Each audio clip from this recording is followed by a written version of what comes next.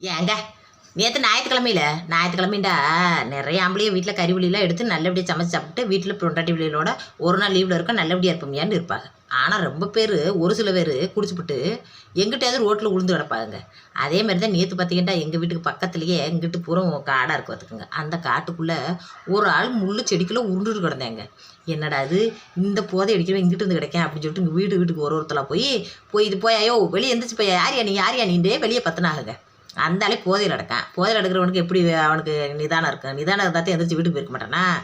இவங்கெல்லாம் கத்தி பார்த்தாங்க. தண்ணி எடுத்து ஊற்றுங்கன்னு ஊற்றி சொல்கிறாங்க. ஏற்கனவே அவன் சாக்கடைக்குள்ள ஊருக்கு கிடைக்கேன், இதில் வேறு தண்ணி எடுத்து ஊற்றவா?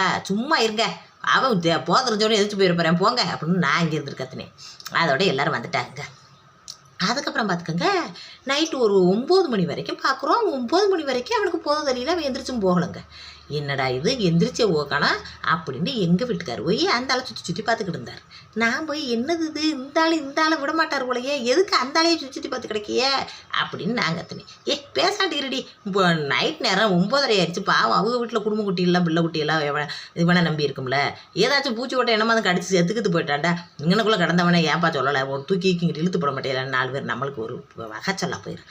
அங்கிட்டு போடி என்கிட்ட அப்படின்ட்டு அவன் சோப்புக்குள்ளே ஓட்டி ஒரு ஃபோன் இருந்துச்சு, பெரிய தத்தட்டி ஃபோன் வச்சுருக்கேன். அதுக்கு ஒன்றும் குறை கிடையாது. அந்த ஃபோன் எடுத்து நம்பர் எடுத்து அடித்தோமுங்க. அடித்தா வேறு ஏமாவனோ எடுத்துக்கிட்டு என்ன ஆறுது என்னது ஏதுன்னு நம்மளை விசாரிச்சாங்க.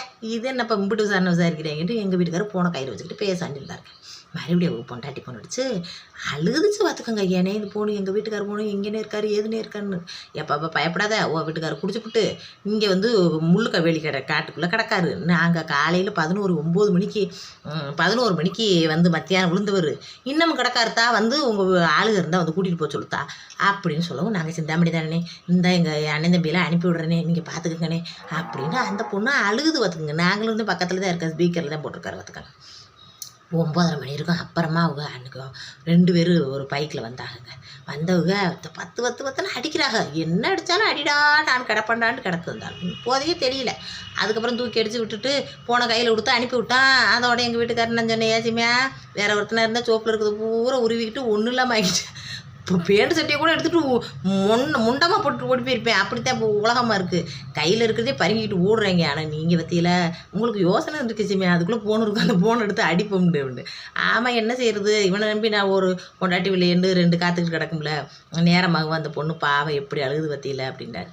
என் சீமான் செஞ்சது சரியாக இருந்துச்சுன்னா ஒரு லைக் பண்ணுங்கள். என் சீமானை நினச்சி எனக்கே பெருமையாக இருந்துச்சு. எங்களுக்குலாம் அதெல்லாம் தோணலை. எங்கள் வீட்டுக்காருக்கு மட்டும் அது தோணி கரெக்டாக ஃபோன் எடுத்து அடித்து வர சொல்லி அவங்கள்ட்ட ஒப்படைச்சாங்க. இந்த மாதிரிலாம் குடிச்சிட்டு போதையை போட்டுட்டு இப்படி சுத்தாதீங்க.